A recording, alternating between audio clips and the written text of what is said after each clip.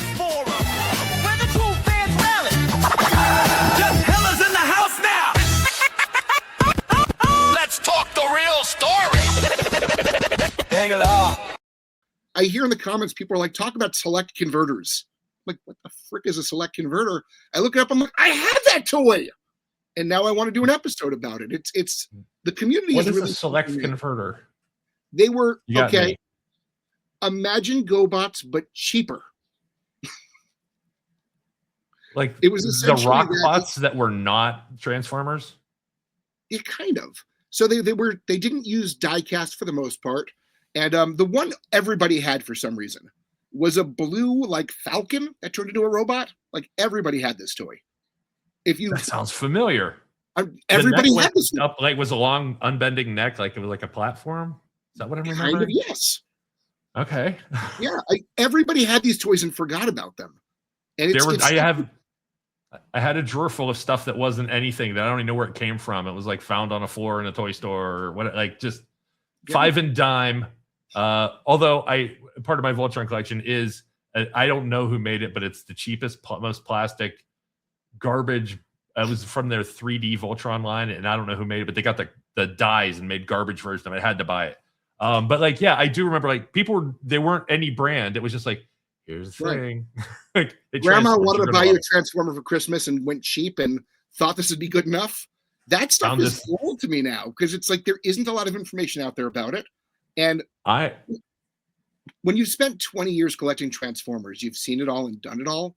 And then like you get excited all over again. Like nostalgia gets reactivated and it's new all over. And that's kind of what I love doing.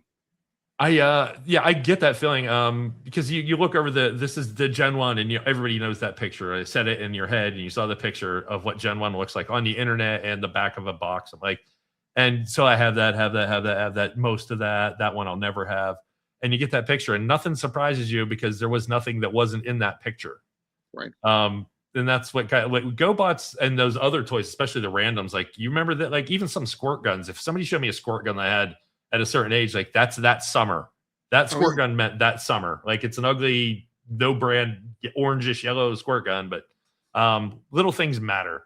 And you brought up a memory that I have. I remember I got it at a department store called Hills. Might have been in your area too. And it was a Christmas return or something. The box wasn't right, but I remember it was a white and red spaceship that you could break into like 3 different pieces and combine it into something else. It didn't really transform as much as you could take, kind of like the Audit Space 1999 ship. You could take the front and back off and make a mini ship, but it was smaller. It kind of looked like a Jetfire sort of thing, and parts would pop off. Never know who made it. I'm still always looking for a YouTube video of somebody who has it. I've looked up classic combiner toys, classic even Transformer toys, classic robot toys, classic. Can't find it. Someday it's going to appear, and I'm going to have a heart attack and die because like. Why can't I remember enough details to look this up? Because I'm usually pretty good, but someday. I'm excited. Someday. I even went on Reddit once and helped me find, and everybody's like, you're crazy. It never existed. Or they give me all the bad answers. Like, clearly that's Optimus Prime. I know that one. That one's good. Hey, before we go, we're gonna nerd out, everybody. If you're looking for a serious conversation, we want your questions. Please put them in chat. Any question at all for Jeff? I don't think we're going to play Stump the Jeff or anything like that. But if you have, if you have questions, feel free to put them up about Jeff himself, about CCF, about your favorite toy, comics, whatever. Let's liven it up. You're part of the conversation too. Before we get to that part, let's get up what we have coming up on the show, because Sunday we have our special guest Uwe Boll returning for the 3rd time. And I know I probably threw Josh off with that to throw that on the screen. There it is. Wanted to vamp a little bit. Uwe Boll here. It's a special 10 a.m. Wow, I cut that 10 off pretty close to the edge there. 10 a.m. Sunday. It's because he's calling into the show from Germany. It's going to be a good time for him. We'll be a little hungover, I'm sure. So tune in, hear about his upcoming movies, including some things that might be relevant to this discussion. After that, we have Gary Bishop from Public Domain Superheroes, which definitely applies to this conversation. He is in charge of building a community and gathering all the public domain comic book heroes into one place. He has countdowns on Conan and Superman, and he's trying to unite authors and people that want to work with this material and further it in these interests. So interested to talk to him. After that, on March 12th, they have Paul Van Scott. He does all the retro countdown stuff. So you've seen him on YouTube. Very cool, very retro guy, making March pretty retro-y. And then at the end of March, we have Brian Hazard. Brian Hazard has created a role-playing game that doesn't require Dungeon Master. So you and a couple of your friends get together, and you don't need a DM. You all get to be involved. You all get to solve the puzzle together. And we're going to play one of his games as part of our interview. So it's going to be a short interview, and we're going to play a live game with him so we can all check it out and see what that's like. That's it for March. Let's get back to Jeff here. Jeff, thanks for taking a break with us. I hate doing that stuff, but I know it's cool. I'm excited about what's coming up. I really am. So your first toy collection, was it Transformers? And when did it go from I have a bunch of these to it's a collection and you got serious about it? I think my first toys, Adventure People, Fisher Price, if you remember those guys. Fisher Price still has really amazingly weird figures. I send them out as gifts to family. Like, nobody wants this, and why is she holding a fish? But here you go. Why is she holding a fish would be the title of a book. I would definitely read that. But, I loved action figures were around me from, the time I was old enough to crawl, I think. And Masters of the Universe was kind of my first real obsession.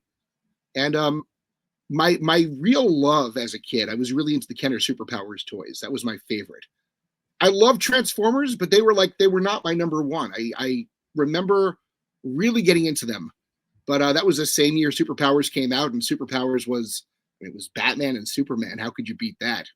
So I mean, I was a Super Friends kid. Every episode, every time it was on TV, I don't care if I'd seen it a million times, I'm watching it again. And you squeeze the legs and they go like this. I mean, that was, how could you not?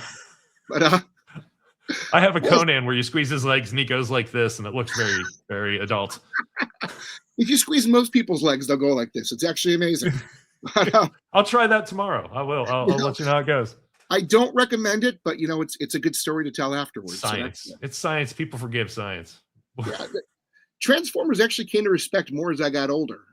It was weird. I had a friend who had an older brother who, in the 1990s, he had this giant collection that you weren't allowed to touch of Transformers, and he had Fortress Maximus, which I'd never seen before. It was this foot tall, Transformer. And I got my buddy, I don't know how I conned him into doing this, but I somehow convinced my buddy when his brother was not home to let me transform Fortress Maximus and transform back before his brother got home. I don't know what I offered him or how I got him to do that, but it was incredible. And I have most of him upstairs. Oh yeah. That's the problem with Fortress Maximus. Oh, absolutely. I'll never have all of him. No, that's really cool. So when did you consider yourself a toy collector? It's kind of, when was that point? eBay. When I first discovered eBay in 1999, my mom was obsessed with it, and we're talking on the phone. I was at college, and she said, what is one thing you miss from your childhood so I can get it for you? And I thought about it, and I was like, Optimus Prime was pretty cool back in the day. It'd be great to have him again. So she got me the wrong Optimus Prime, and that actually kind of sparked my interest more. She got me the Power Master one, which was this whole sophisticated toy I'd never seen before. And I suddenly realized there were Transformers I'd never seen. And I started getting on eBay, and that was dangerous. And I started finding online communities where other people were getting on eBay and buying Transformers. And then I was a collector. There really wasn't an evolution from childhood up. It really started, when I was in college. I'll tell you, I don't consider myself a collector. I'm a thrift store guy. I will complete stuff if I'm that close. But I was a video game collector, and everything had to come a thrift store.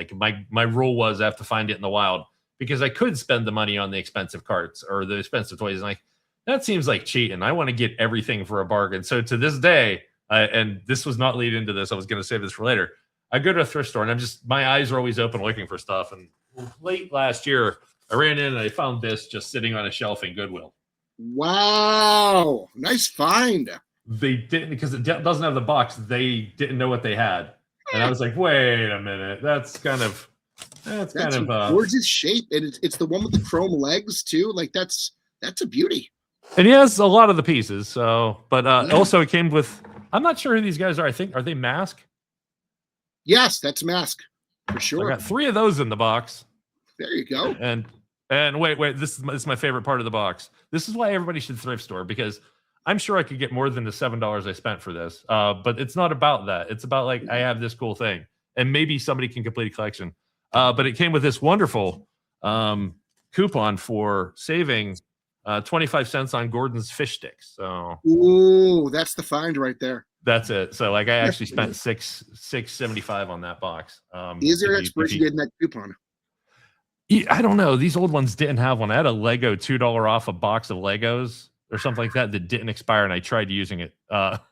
No expiration date. It says it right on top on the. That is amazing. Yeah, I'm gonna try that. See what happens with that right now. Well, have a revolution. Will I have to eat the fish sticks? So, guys, you can jump on the screens. We're gonna riff here on toys and randomness and just have fun with it, because I've shown off my toy. Unfortunately, I'm yikes. Josh, you want to kick this off because I can't find mine. I had a full set of California raisins I was going to show, and for some reason they're not in the spot that I left them. So they move on their own. Huh? So back in like the 90s. So I always say like we grew up in the greatest generation. Period. Bar none. Best cartoons. A little better. Debatable. I mean, did you have Battle Beasts? Yes. Adam West on TV. You did have Adam West on TV. Like we actually had toys that you would dip into water and they would dissolve, and you're like, you found out which rarity. That started that trend. Like, I mean, I don't know what kind of diseases you got from that, because it was, again, the 80s, 90s. But at the same time, like you would literally just dip it in and be like, okay, here's a toy that I have. I mean, that is Battle Beasts were goated because it was just, you would put your finger up and it was like a mood ring for like boys. Like you go, oh, this is and correct me if I'm wrong, Jeff. You'd have elementals, right? Like they were like, yeah. And so then it was like rock, paper, scissors when you battled them. It was Pokemon. I'm going to keep comparing them to other things that exist. I hope you guys are along for the ride. Well, no, you have to sometimes. Like describe an 8-track to somebody who's never held one. It's one more track than 7. It's like big a cassette tape that goes in the wrong way.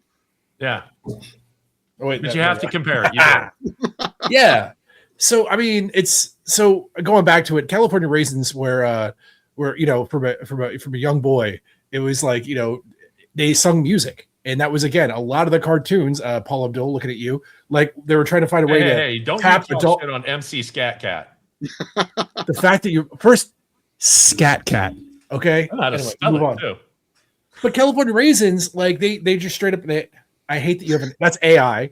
I need to make that very clear. I look like an angry pirate. But those are the toys. Those are very accurate. Both. I mean, they even got the hairstyle. Wow, those are the toys that I have. That is not me. But yeah. So anyway, the point is they had a cartoon with it. Never. I'm going to move on. they made children's toys and everything. Do you remember Toxic Avenger? Like an actual murder show that was amazing. And they're like, we need to make for children. Can we do Toxic Crusaders? And then they released the toys and they just took off. RoboCop. Yeah, same thing. Like Rambo. Do you remember the Terminator 2 Arnold Schwarzenegger figure that literally the pieces blew apart? His like skin flew off. Yes. Like for kids. Yes. It was incredible. And there's a special chamber you could put the skin back on again. Like, I probably need therapy for that, but it was fun.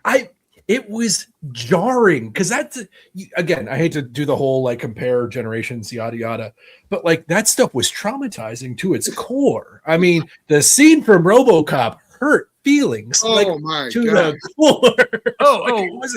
When Murphy, when he gets gunned down, I was a teenager. I thought I was jaded. That movie started. Red from that 70s show do that? Like, first off, Red's a badass. If he puts his foot in your ass, he's putting his foot in your ass. Like that's Clarence Boddicker's foot. Every time he yelled at Eric, I was a little more scared for Eric than Eric should have been. But yeah, so anyway, it's the only thing that would make it better, like more jarring, is if you actually had a R-Tax from Neverending Story action figure, but it's just like this much, like head and then body, with a little boy going, oh, come on. No, it's and like the CEO of Hasbro just counting his money, laughing, walking away from the boy. Like that would just be that would be goated right there. We should sell that R-Tex after, and it's just a little bucket with mud in it. Yeah, it's glue. It's just the slogan would be "Fight the Sadness." It would be amazing. Oh my God! Okay. We need a T-shirt. Like immediately. Write this down, Josh. Fight the sadness. Did you see, by the way, that somebody used AI to fix Artax sinking in the swamp? Really? No, and I don't want to. He walks out. They go to town. They get a beer. Fantastic. That's impressive. But yeah, so like again, being from the 80s, like you touched on this earlier, Nathaniel, was like the best toys were ones that actually interacted with other toys. So I mentioned Battle Beast. You mentioned, Voltron. You and I had a lengthy conversation about Voltron, piecing those things together. Obviously Transformers, but it's like all these things that like it wasn't just a toy you bought and then eventually like put down. It was something that like correlated to this whole universe of like toys that you'd play with your friends, and they would have stuff that fit into this universe, and then it became like almost like baseball cards essentially. Yeah, you were building universes. Transformers were fidget spinners before fidget spinners. Yeah. So, anybody got any? Tactile thing it's soothing. When you were bored or anxious, you just pick it up and you're like doing the thing that you've done a million times, and you do it so well and fluidly. Like it's a fidget spinner for a more complicated mind, because I still have to slam the younger generation. I don't know. You just transform back and forth all the time. It feels good. I think honestly, it's just that we do change what we do. We change what we do it with, but we don't change what we do. There's still that love of childhood. There's still the need to keep your hands busy. There's still storytelling. They're still passing stories on from one to the other. Like, and all these stories, not all of them, some are like there are very big differences, but they're teaching morality in different eras. And it's usually the same morality anyway. That's what I love about it. Like, I just wish more toys were more interactive instead of, hey, if you have an app on your phone, you can make this thing dance on the phone and you just point your camera at it. Like, that's not a toy. That's just sell me the app. Well, I think one of the most precious things about the toys we grew up with is it's almost like a currency in nostalgia. You have a toy, and I had that toy. We talk about it, and it's a connection to our pasts. It's a beginning of a story of who you are. Yeah. I think it helps connect, because how many people, like, if you talk about, I had, why can't I think of his name? The bad guy, Transformer. Megatron. Which one? Yeah. Well, no, but like Megatron, just for what reason was it, like you talk to somebody about the original Megatron. You both lived at a certain period of your lives when that was weird or interesting, and you like. I had a gun toy that like transformed into a robot, and that's bizarre. And like you discuss, and then how fun he was to transform, like just sitting there in your bed, like doing it over, and you do this, and you pose it, and you try to do that. I love that feeling, and when you talk about that, and somebody else gets it, you're connected. You can't hate that person very easily. They're human as you are. With a gun in my bed, and it was awesome. And they get that. Yeah, and my gun for some reason had a shoulder stock. Now they have to make the tip of the gun orange, or else problems can ensue.